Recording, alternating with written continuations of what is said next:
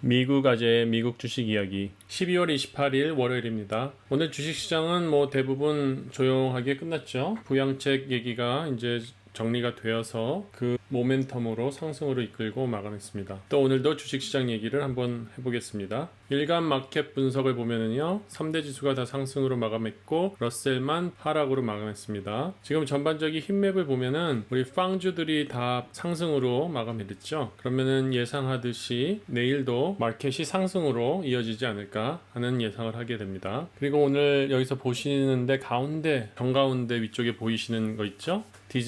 디즈니가 2.95% 오늘 또 상승을 했어요. 그래서 디즈니가 아마 제가 생각하기에 자신있게 추천해 드릴 수 있는 종목이 되지 않나 그렇게 생각합니다. 그리고 Fear and Greed 인덱스를 보시면요, 지금 한 55 정도로 뉴트럴에 가깝죠. 뉴트럴에 가깝다는 얘기는 마켓의 변동성이 그렇게 심하지 않다. 우리가 지금 주식 거래를 하고 보는데 그렇게 걱정을 하지 않아도 되는 그런 상태로 되어 있죠. 그래서 간단히 S&P 500를 보시면요, 벌써 우리가 3,700은 가볍게 넘어지고 있어요. 오늘도 보면은 3,740으로 마감을 했습니다. 지금 이 갈색 트렌드 라인을 1월 달부터 쫙 거놨는데요. 그 트렌드 라인 안에 안착을 하고 있습니다. 그래서 아마 올해는 그 예상했던 대로 한 3,750 정도 근처에서 그냥 마감하는 그런 분위기가 될 것 같아요. 이제 트레이딩 데이가 3일 더 남았죠. 3일 더 남았으니까 이렇게 조금씩 소폭 상승을 하면서 큰 부담 없이 마감을 할 것 같습니다. 빅스를 보더라도 20일 지지선을 지금 터치를 했죠. 이 전반적인 흐름이 안정세로 가고 있다, 그런 흐름을 보이고 있습니다. 이런 거 보면은 우리가 정말 막 걱정하고 그랬던 게 엊그제 같은데 이렇게 또 안정이 되죠. 이게 주식 시장이에요. 아마 2020년에 처음 주식을 시작하신 분들은 보통 주식 시장이 어떻게 움직이는지 그런 거가 경험이 없으시기 때문에 2021년은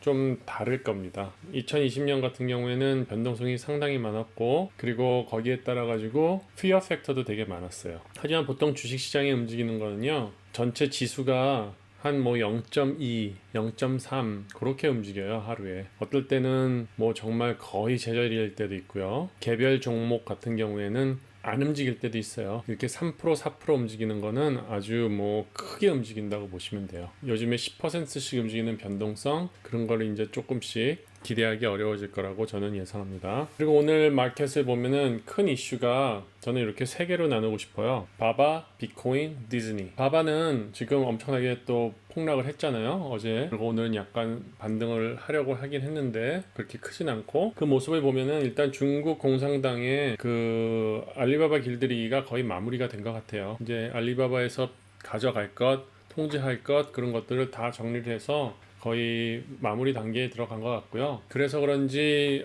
주류 언론사에서 투자하는 사람들의 얘기가 이제 알리바바를 자기는 좀 이제 매수하기 시작하겠다, 그런 얘기를 하는 소식을 몇 가지 들었어요. 그러니까 제가 생각할 때 이제 알리바바 보유하고 계신 분들은 이제 크게 걱정하지 마시고요, 기다리시면 될 것 같아요. 그리고 비트코인 같은 경우에 저도 이제 지난주부터 비트코인 관련된 종목을 조금씩 매수하기 시작했어요. 비트코인이라는 게 너무 투기성이 있는 것 같기도 하고, 그리고 너무나도 알 수 없는 근거로 올라가기 때문에 조금 거리를 두려고 했는데요. 이제는 워낙 그 영향력이 커지다 보니까 저도 좀 무시할 수 없어서 어느 정도의 포션을 가져가도록 하고 있습니다. 하지만 비트코인에 직접 투자하는 것이 아니라 이렇게 비트코인을 간접적으로 투자할 수 있는 종목들이 있거든요. 그런 종목을 저는 투자를 하고 있어요. 그리고 디즈니는 제가 몇 차례 말씀드렸지만 이 팬데믹에서 가장 새로운 방향에 대한 제시를 명확하게 해줬던 그런 회사인 것 같습니다. 그래서 2021년에는 이 디즈니의 리오프닝 트레이드가 빛을 발하지 않을까 생각합니다. 일단 디즈니 플러스라는 것으로 벌써 주가가 올라가기 시작했죠. 그 모멘텀을 계속 이어가리라고 생각이 되고요. 또 일단 백신이나 그런 요소들 때문에 팬데믹 상황이 서서히 없어진다면은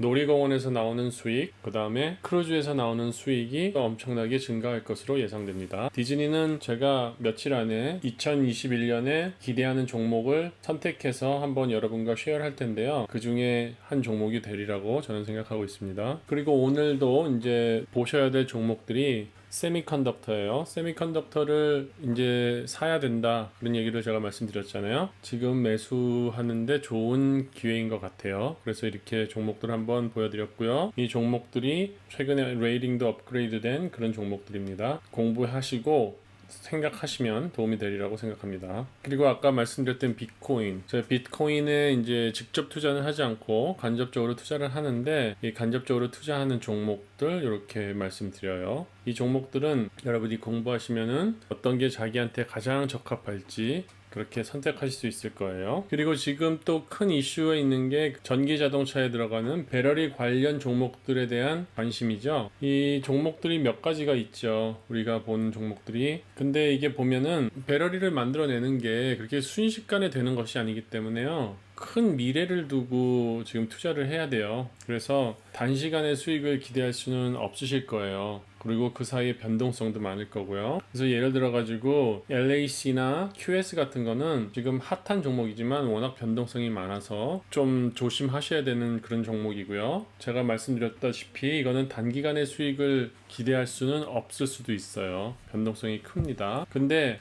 좀 더 안전하게 갈 수 있다 그러면은 좀 펀더멘탈에 있는 종목을 찾으시면 되죠. 2021년에 수익이 예상되는 그런 종목은 뭐냐면요, BALE라는 그런 브라질리안 마이닝 컴퍼니예요. 이 마이닝 컴퍼니는 세계 최고의 코발트를 지금 마이닝을 하고 있고요. 또 그것만 하는 게 아니라 금이나 다른 메탈도 마이닝을 하기 때문에 전반적으로 수혜를 받을 수 있는 그런 종목이라고 생각되고요. 그리고 알버마 같은 경우에는 배터리 패키징이라든지 그런 케미칼 관련된 그런 일을 하는 회사이기 때문에 기업의 안정성과 그 다음에 이 배터리 스페이스에 대한 관심에 의해서 주가가 좀 상승할 수 있는 그런 종목이라고 예상됩니다. 그래서 이렇게 크게 세 가지 분야로 오늘 관심 종목을 한번 말씀드렸습니다. 그리고 차트 스쿨 오늘 관심이 많았던 종목을 기준으로 해서 차트 분석과 그리고 그 종목에 대한 얘기를 나눠보겠습니다.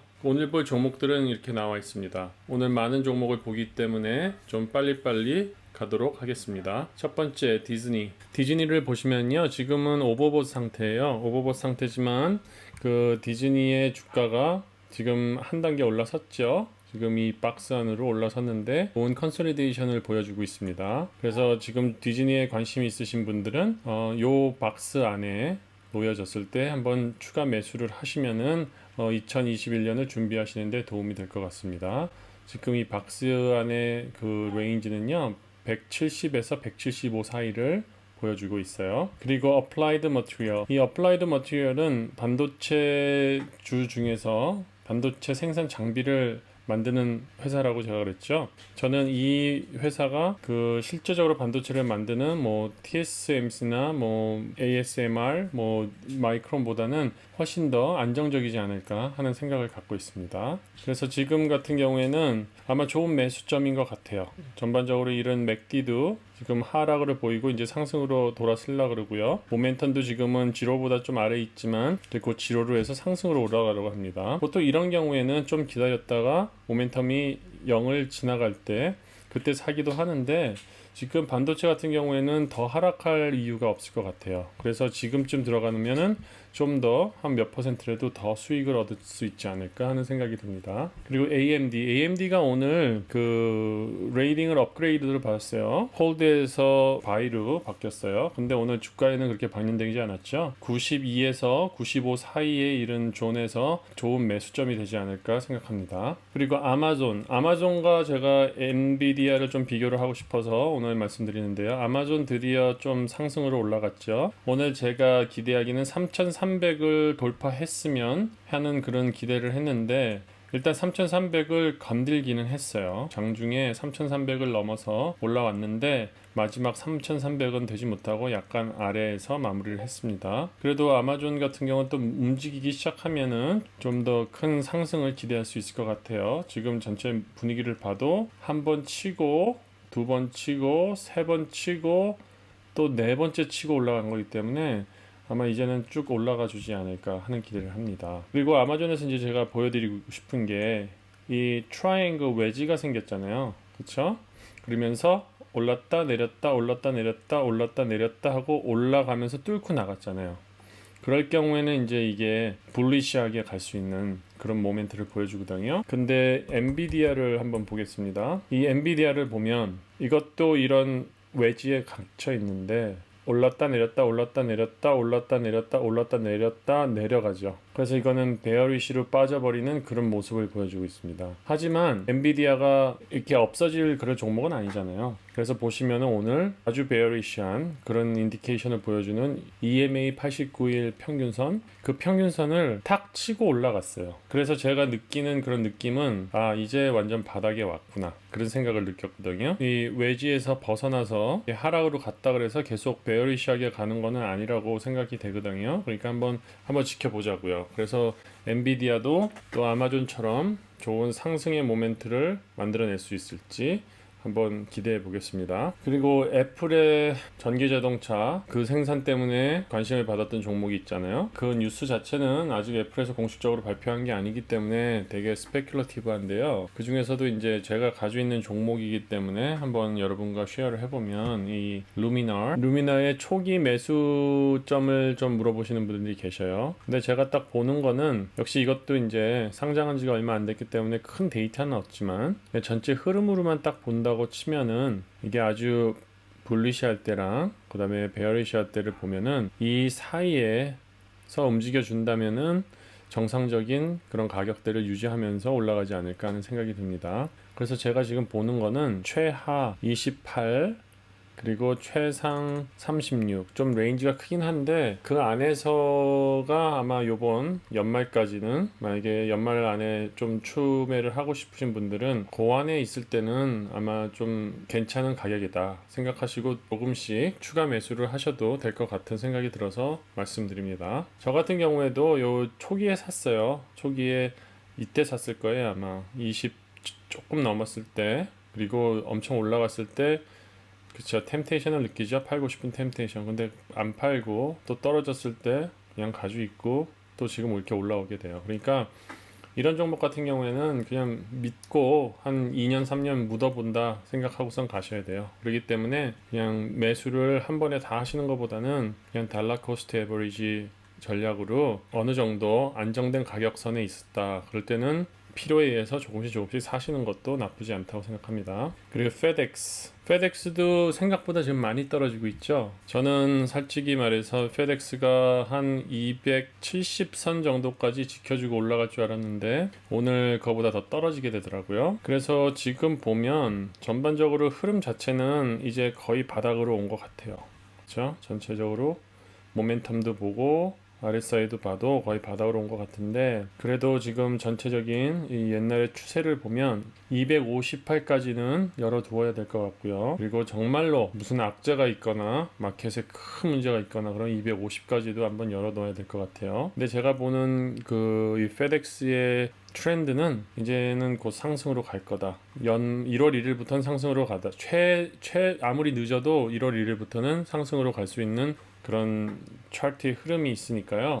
이 페덱스 보유하고 계신 분들 크게 걱정하지 않으셔도 될 것 같습니다. 그리고 주미아 같은 경우에 이 변동이 아주 크죠. 오늘도 7%나 떨어졌는데 또 오르면 10% 오르고, 주미아도 마찬가지예요. 이런 종목들은 이제 초기에 시작하는 종목이에요. 아까 루미날 같이 잡주에서 벗어나서 이제 큰 관심을 받기 시작하는 종목이거든요. 그렇기 때문에 이런 종목들은 올인 올아웃 하시는 것보다 조금씩 달러 코스트 에버리지로 오늘처럼 좀 떨어졌을 때 좀 더 추가 매수하시고 또 떨어질 때 추가 매수하시고 그런 식으로 하시는 게 좋을 것 같아요. 제가 보는 지지선은 37, 그리고 좀 어그레시브하게 보는 그런 지지선은 40, 그 정도 보고 있습니다.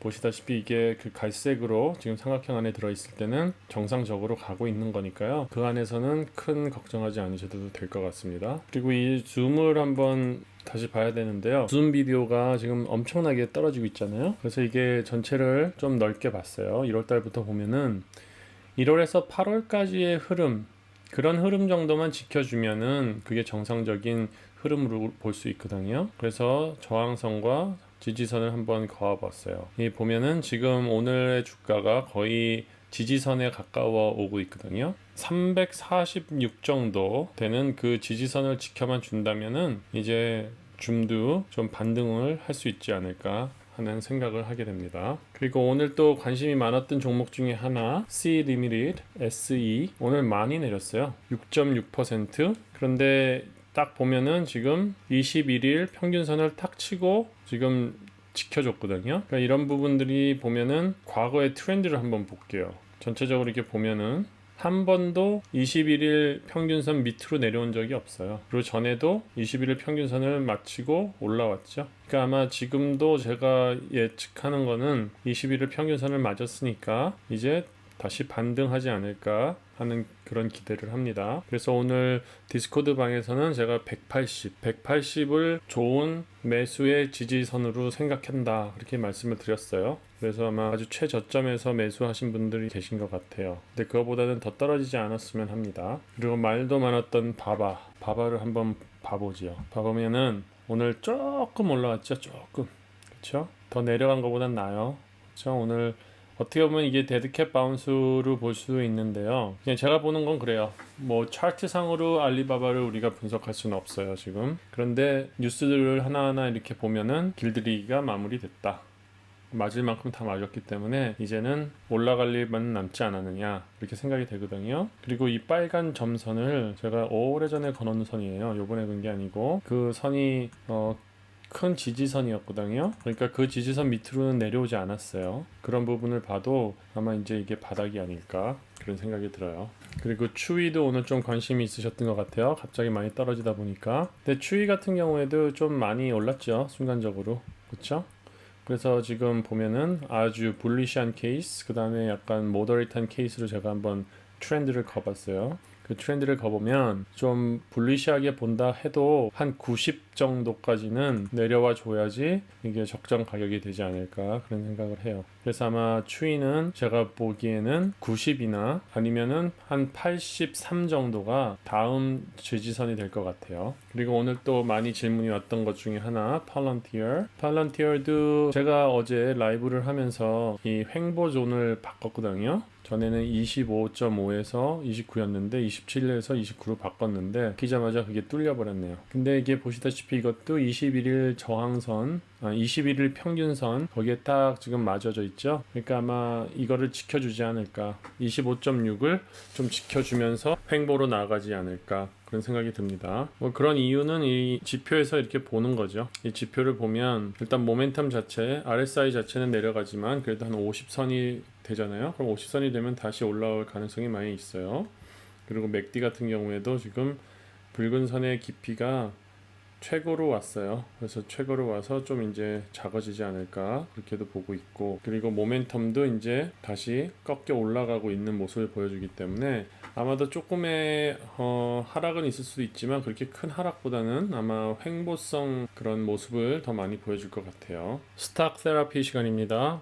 구독자의 질문에 대해서 대답해드리는 시간입니다. 첫 번째 질문, 미국 아재님 안녕하세요. 4개월차 LA 사는 주린입니다. 처음 하는 주식이라 열심히 유튜브 보면서 나름대로 안전하다고 생각하는 주식을 나눠서 투자하고 있습니다. 제 보유 주식이 테슬라, 니오, 샤오팽, 애플, 마이크로소프트, 기타 등등 쫙 있죠. 그때 핫한 종목들로 모아오고 있습니다. 테슬라가 20주 정도이고 나머지는 5개에서 15개 주 정도씩 보유하고 있는 것 같아요. 그런데 최근에 아재님의 디스코드 방의 밀리어네어 클럽을 보고 드는 생각이 주식 종목수를 줄이고 그 중에 몇 개만 골라서 추가 매수를 해서 보유 숫자를 높이는 게 더 좋은지 궁금해졌어요. 전 10년, 20년 장기 투자 목적으로 투자를 할 계획이고 한 달에 1000불, 1500불 정도씩 투자하려고 합니다. 너무 초보라 한 달 용돈 넣고 그때 떨어진 종목을 한두 주씩 추매하고 있는 정도입니다. 아재님의 고견 부탁드립니다.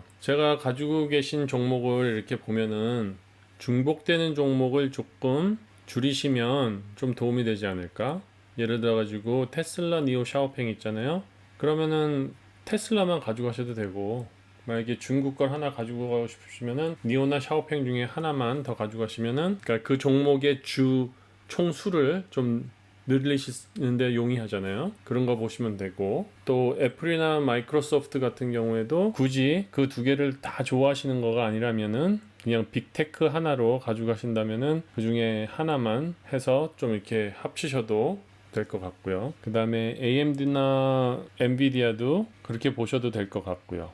그리고 나머지 종목은 뭐 괜찮을 것 같고, 하여튼 지금 다 써주신 것 같진 않은데 일단은 종목 수를 조금 정리를 해보세요. 중복되는 거를 좀 줄이시고, 중복되는 거를 줄이신 다음에 그 다음에 그 갖고 있는 총 주수를 좀 늘리는 방법으로 하시면 좋을 것 같아요. 결국은 주식 투자는 볼륨으로서 돈을 많이 벌 수 있거든요. 그러니까 자잘하게 막 10주 20주 해가지고 300개 종목을 가지고 있는 것보다 5개 종목에 300주씩 가지고 있는 게 훨씬 더 수익이 많이 오른다고 생각하시면 돼요. 그러니까 한번 전체적으로 보시고 한번 정리를 한번 해보세요.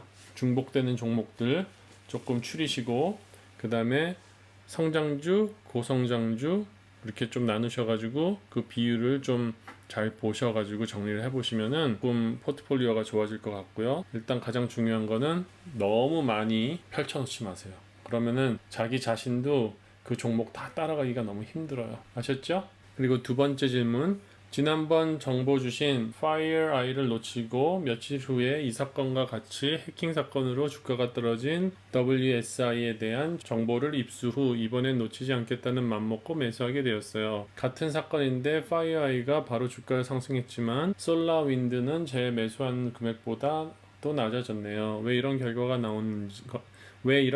나온 건지 제가 어떻게 대처해야 하는지 보시고 말씀 부탁드릴게요. 그리고 오늘 팔런티어 매도라고 하는데 매도하면 올해 처리한 것으로 되는 것이 맞나요? 양도세 때문에 무서워요. 우선 매도하고 주가 조정받으면 다시 들어가려고 하거든요.